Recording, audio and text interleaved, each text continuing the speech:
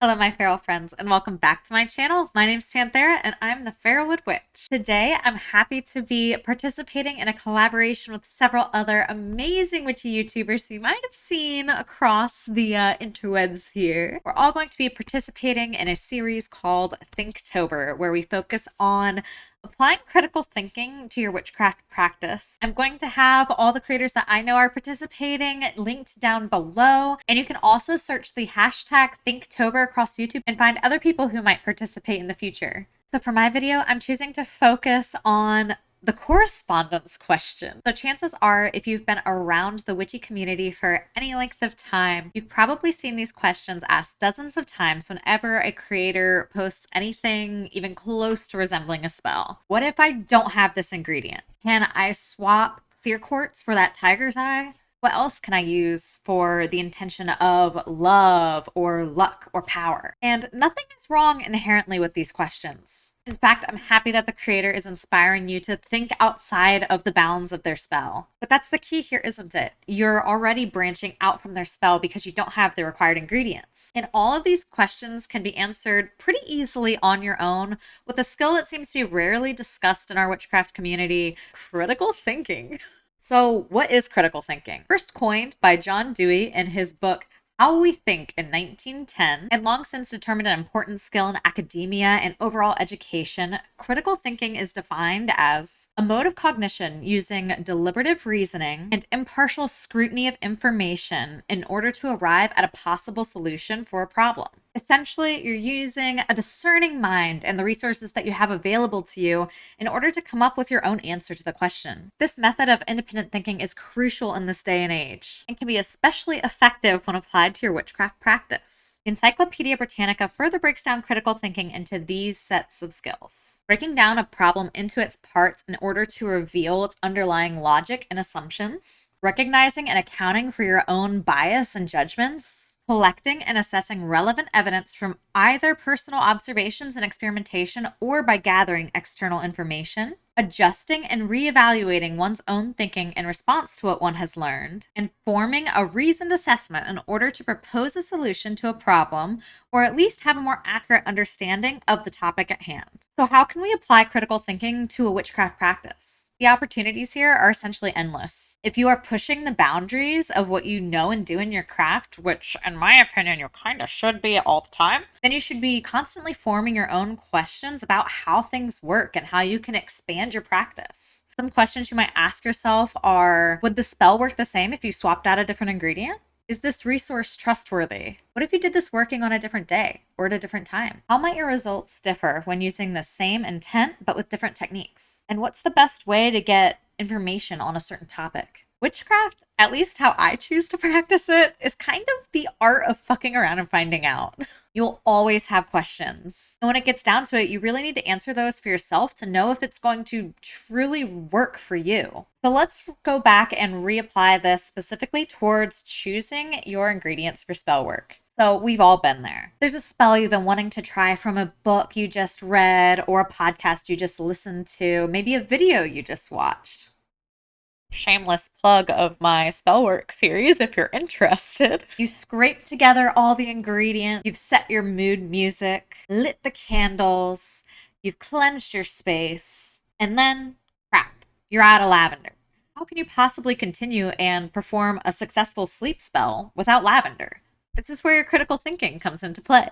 There are a few questions that you can ask yourself, and I wouldn't bother the creator of the spell any further on this. They've already given you the outline. If you're going to step out of what they've already given you, it's time to think for yourself a little bit. Take it into your own hands and put your own personal twist on it. So the questions that you can ask are: what is the importance of the item in this spell? Does the author of the spell include their reasoning for including this item? Or does this item just share a correspondence with the intent of the spell? Is the item integral to the core of the spell? If the spell itself is based around utilizing this item as part of the technique or central to the spell itself, such as a piece of paper for writing a petition, or if the spell is focused on channeling a particular plant spirit, you might need actual items from that plant. Versus if it's just another thing to add to a jar or a charm bag, it might be more easily replaced in this situation. Without this item, is there enough material to work the spell via the technique provided? In this case, is there enough herbs to actually dress the candle? Or is there enough incense to burn? And is there another item with similar correspondences that you might be able to use instead? Depending on your answers to these questions, you might have a pretty good idea now of if you can continue the spell while swapping out the item that you're missing, or if you really need to wait until you have access to that item again. But so, how do you go about choosing what to replace with it?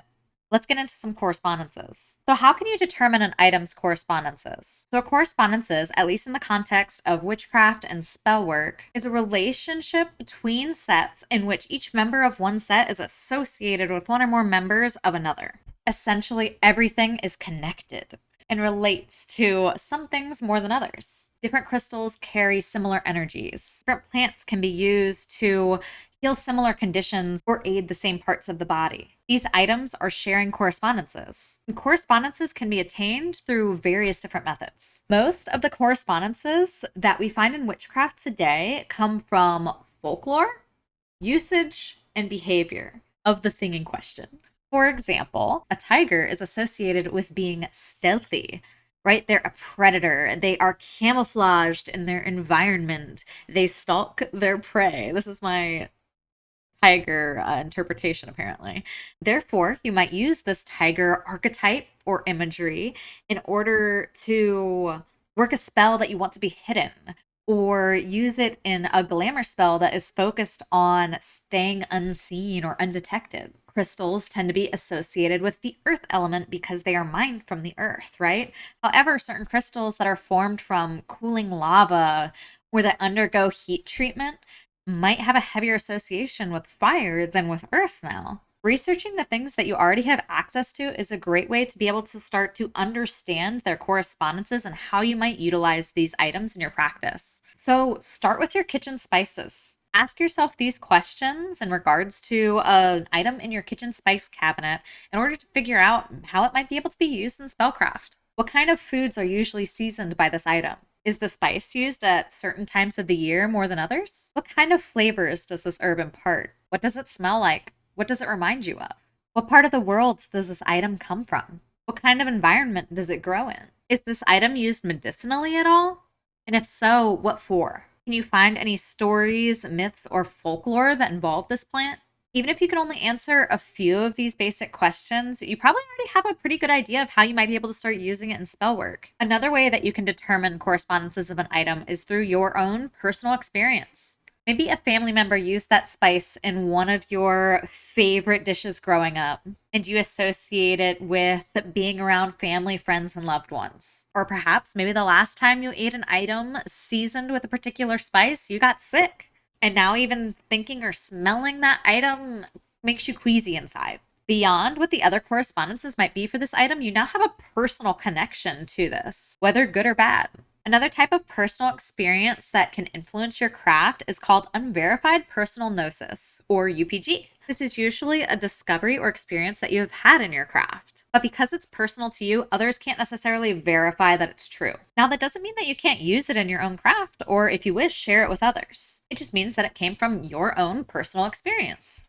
One example of UPG is that many practitioners, especially those who consider themselves to be animists, actually work with the spirit of the item, plant, crystal, animal in question. From their close relationship with the spirit and communication with the spirit, they're able to gain additional knowledge that might be beyond what our normal correspondences are for that item in question. Personally, with me, with my background in biology, I like to treat my spells as kind of lab experiments sometimes. I love swapping out variables and doing the spell multiple times to see how the results might change. This allows me to build almost a record of different techniques and items and what their outcomes were. And I consider this to either be confirmation of correspondences from other sources like folklore and things like that, or my own personal UPG if it varies from those standard correspondences typically seen for that item.